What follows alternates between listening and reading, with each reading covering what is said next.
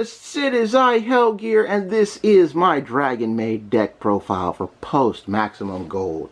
First and foremost, a special thanks to Shinya-san for shaking hands with Takahashi-san in making your anime/manga Miss Kobayashi's Dragonmaid an actual deck for us to play.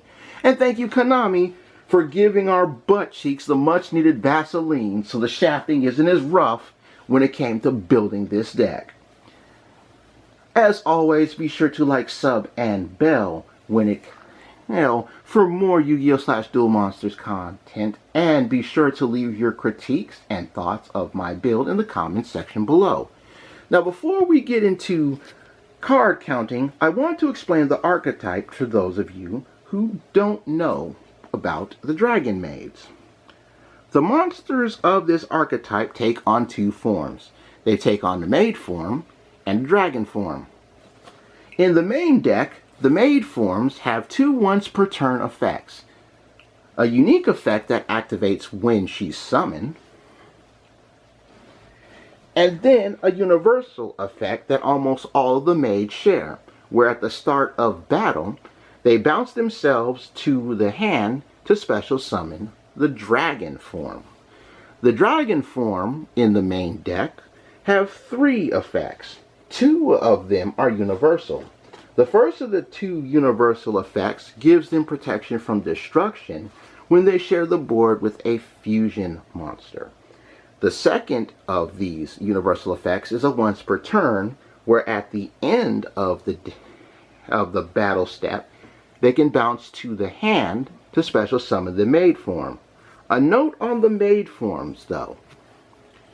While you can special summon the dragon forms after you bounce them to the hand, from the hand, you can also special summon the dragon forms from the graveyard at the risk of your own peril. Let's count the cards. And just for the sake of example and referencing, I'm going to go in color-coded order here for our lovely dragon waifus. Beginning with our red dragon. 2 copies of Kitchen Dragonmaid and 1 Tinkek. The red dragon is based off of Iruru, who has only appeared in the manga so far, but she is set to appear in the anime when the second season drops sometime in January. In maid form, when Iruru is summoned, you can pull a different Dragonmaid monster from your deck to your hand, then discard a Dragonmaid monster in your hand to the graveyard. So she's a low-rent, graceful charity. In dragon form, Iruru is the Archetypes Honest, giving you an extra 2 racks of attack for a dragon. One thing to note when it comes to the maid and dragon forms are the levels. As you can see, the maid, Iruru as a maid is a level 3, and as a dragon she is an 8. This level index is the tagging rule that I talked about earlier when I spoke on the housekeeping. Next up is our pink dragon. 2 copies of Nurse and 3 copies of Ernest. The pink dragon is based off of the youngest Dragonmaid in the series, Kana. In the beginning, when I was testing this deck, I only had 1 of Kana's dragon forms, but oh boy was I a tool for doing that disjustice. In maid form, when Kana is summoned, she can revive a different maid form from the graveyard, which is a very useful extension, as well as a nice form of recursion. In dragon form, of course, speaking of extenders, you can discard Kana's dragon form as a quick effect to special summon another Dragonmaid for the turn. As you can see, Kana is a level 2 in maid and a 7 in dragon form, which is the rule for level 2 maids and level 7 big girls.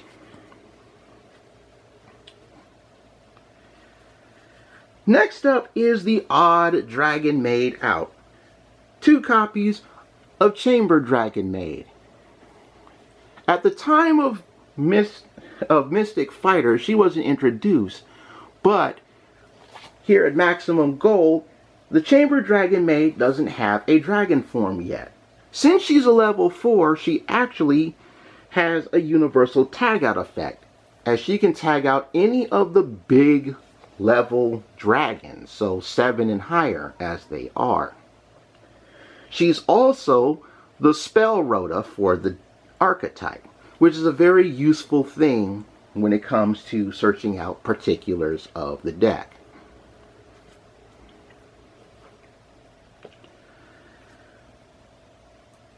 Next up is our water dragon, one Laundry and one Nudjarl, who is based off of Elma in the anime. Dragonmaid duelists don't like to run Elma for some reason. Anyway, in maid form, when Elma is summoned, she builds the top 3 cards off of your deck, which, depending on the 3 cards, can either be really good setup for later board plays, or it can just hinder you. I think of it more as a setup, because Elma in maid form hasn't hindered me.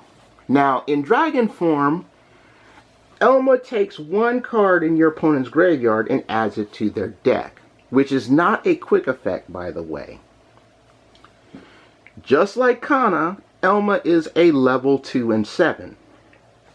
And even though dragon form Elma doesn't see too much use, level 7 big girls are 2600 attack points, so it's nice to have a larger body for our level 2 frames. Next up is our green dragon, who is based off of Toru, 2 parlor maids, and, ironically enough, 2 lorpers. In maid form, Toru is the Armageddon Knight of the archetype, but it's any different Dragonmaid card instead of just the monster. And there are a couple of Dragonmaid cards that you'll mill from your deck in order for her plays to go through. Now, Toru in dragon form is essentially an activated version of Effect Veiler, but not at quick play speed. A lot of duelists don't like the fact that Toru in dragon form isn't quick play. I think it's perfectly fine. One question that I've been getting a lot when it comes to Dragonmaid duelists, especially from other duelists in my community, is how come the power shift for Dragonmaid decks has a bricking function in it? And here's the reason why. Many duelists will run 3 copies of Toru and 3 copies of Iruru, which are our girls that go into our 8s. But they'll only run 1 Iruru and 1 Toru in dragon form. And these ratios are very off balance. Sometimes you may not get a dragon form that should have switched from a maid. And I feel my balancing with 3 of the 8 dragon forms into 4 of the 8 maids works pretty well. Now this next card is a sweet little tech that I like to use in the deck. I actually do enjoy it, and it's Decoy Dragon. This is an older card, folks, so to those of you who don't know, when Decoy Dragon is selected as an attack target, it can revive a level 7 or higher dragon monster from the graveyard, and then the newly revived dragon becomes the attack target. This is one of those sweet little defensive plays I like to use, because when you got the dragon form maids in the graveyard and this is attacked, it can bring one of them back from the graveyard, which can bait out a graveyard negation. At the minimum, or at the most, it can surprise your opponent by pulling out a big girl during battle phase that they have to swing into, which will return to your hand. Some other dragon monsters that work pretty well in this deck. I run 1 copy of Tempest, Dragon Ruler of Storms. It's only 1 copy, and it's a very nice use for banishing dragon monsters just to get it out on the board. I also run the 1 Red MD. Remember the errata, folks. Both of the effects are once per turn. Hand traps of choice. I'm running 2 Phantasme and 2 Sorvis, the Ancient and Ascended. Phantasme will always be good in this deck as long as you face a duelist who link summons. And even when you don't face a duelist who link summons, you can always use it for extra deck plays. Or to ritual summon Sorvis here. A lot of folks don't like to use Sorvis as a hand trap, but Sorvis can be used to counter both Effect Veiler and Infinite Impermanence. And when it is summoned and your opponent would summon a monster, you can bounce it from the field to your hand to banish those monsters. Now let's get into the spell game, folks.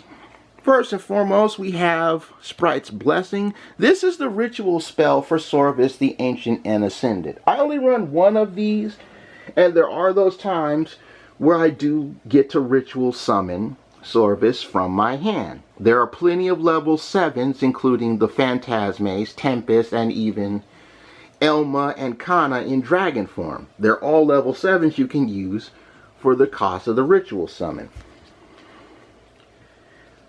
Next up is the fusion engine of this deck. It looks pretty weird to see instant fusion in a Dragonmaid deck, but I actually do have an instant fusion target. The argument could be said about running a second changeover, but since you can recur this from the graveyard, as well as bounce a Dragonmaid from the field to your hand, gives you the chance to use it over and over again. And you guys know how Super Poly works, so I don't have to explain that one with you. 1 copy of Dragonmaid, welcome. The slight attack and defense point increase for all of your dragons, for each Dragonmaid you control, is nothing really. If you control 2 or more Dragonmaid monsters, you can target a different Dragonmaid card in your graveyard and add it to your hand. And if it's sent to the graveyard, Dragonmaid monsters you control cannot be targeted for effects. This card actually works very well if it's sent to the graveyard off of Maid form Toru. Very nice splashable synergy going on there. I run 2 copies of Dragonmaid Sendoff.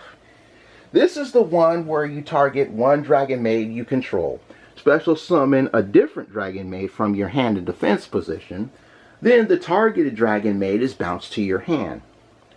The newly summoned Dragonmaid off of this card cannot be destroyed by battle or card effects until the end of the next turn. So, very useful switcheroo around here. Next up, we have the Revival Engine. 2 World Legacy Guard Dragon, 1 Return of the Dragon Lords. We all know how good World Legacy Guard Dragon is. It gives us our low-level dragon monsters back. I do like Return of the Dragon Lords because this gives us the revival of our high-level dragons, plus you can banish it from the graveyard if your dragons would be destroyed by battle or card effect. So if you've got 3 attack position monsters and this Return of the Dragon Lords is in your graveyard and your opponent hits you with Lightning Storm, you can just banish this to keep all of your dragons alive.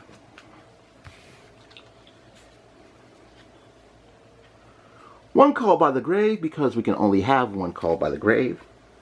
1 Dragon Shrine because, let's be real, unless you're going to mill something that isn't a dragon monster, you shouldn't be putting Foolish Burial in this deck. The last 2 spells in the deck are my draw engine. I use Magical Mallet. These can be any 2 draw spells you want, but as a personal experience and opinion, do not use Pot of Desires. Pot of Desires is terrible for this deck. Amazing how this deck functions, and I do not have a single copy of Dragonmaid Hospitality. Trap game, you guys, we have the 1 Dragonmaid Downtime. This is only a one of, and it's only a one of. When you activate this card, select 1 Dragonmaid monster you control, bounce it to your hand, then activate one of 2 effects. You either bounce a spell or trap on your opponent's board to their hand, or you rota a different Dragonmaid card. Doesn't have too many uses. Oh, sorry. Yeah. Rota a Dragonmaid card or bounce one of your opponent's back row. So, not too many uses, but it does get the job done when it needs to. 2 copies of Dragonmaid Tiding. This is another way of reviving your Dragonmaid monsters. When you banish this card. Otherwise, you'll target one of your Dragonmaids and one of your opponent's monsters and bounce them both to the hand. Man. Very useful card. Now, if you don't want to just bounce monsters and you just want to be outright rid of them, I like this particular trap that I run at 2. It is called Guard Dragon Cataclysm. To my winged beast duelists out there who used to use the trap Icarus attack, this oath works just like that. You tribute a dragon, you blast 2 cards on the field, and again, it's a 1 activation per turn. Extra deck time, you guys, so let's get into it. First and foremost, the Insta-Fusion target Darkfire Dragon. It is a level 4 dragon. It is a dark attribute dragon. It has 1500 attack points, so it can work with some of the other extra deck dragons in the game. The first of my Super Poly targets is Starving Venom Fusion Dragon. No need to explain what that does. But the second one is a nice spicy tech. Trishula of the Dragon of Icy Imprisonment. You need 3 monsters with different names. You can either fuse it with a fusion spell by having the materials face up on your field or in your hand, or you can banish the cards that you control and not use polymerization. And if all 3 of the fusion materials fused by this are dragon monsters, aka dragon type, you banish 1 card from your deck, 1 card off the top of your opponent's deck, and 1 card from their extra deck once per turn. Which that effect is once per turn. Being able to take Zeus out of the deck of an Xyz duelist is a very fun thing to do. Sure, the rip off the top of their deck is nice, but no Zeus? Yeah, gotta love that. Next up, our Black Dragon. 2 copies of the Brick House and 2 copies of Show. The Black Dragon is based off of Fafnir from Miss Kobayashi's Dragonmaid, even though in the anime series, Fafnir's a dude. In maid form, once per turn, Fafnir actually can special summon a different maid who is 1 level away from a Dragonmaid on your board that you target. So if you have a level 4 maid, you can special summon a level 3 maid. And when a monster is bounced from your field to the hand, like the Dragonmaids do, blast one of your opponent's monsters. In dragon form, Fafnir is a little different. Once per turn during each standby phase, special summon a level 9 or lower Dragonmaid monster from your hand or graveyard. Which is nice, but the big seller is the quick effect when your opponent activates an effect. Dragon form Fafnir can negate the activation of that card, destroy it, and then tag in the maid form afterwards. That bit of negation is a very nice addition to the deck, and a much needed one at that. Like that. Then we have 1 Guard Dragon LP, 1 Pisty. Everybody wants LP to be banned. I don't think they will. You know how good these guys are. Revolver's Twin Triangle Dragon. I like using this guy. When link summoned, you can pay 500 life points. Target a level 5 or higher monster in your graveyard. Special summon it to a zone this card points to, but it cannot attack and its effects are negated. This is a very nice card to go into on the turn 1 board, and I'll talk about that a little bit later. 1 copy of Hieratic Seal of Heavenly Spheres, because negations are good and bounces are good as well. One copy of Armillary the Star Leader Dragon. Now this is a very interesting link to choice. It cannot be used as link material. Once per turn, you can special summon a monster that this card points to, that has the same original level from your hand, but its effects are negated and it cannot attack. So, for example, if you have let's say, Aruru,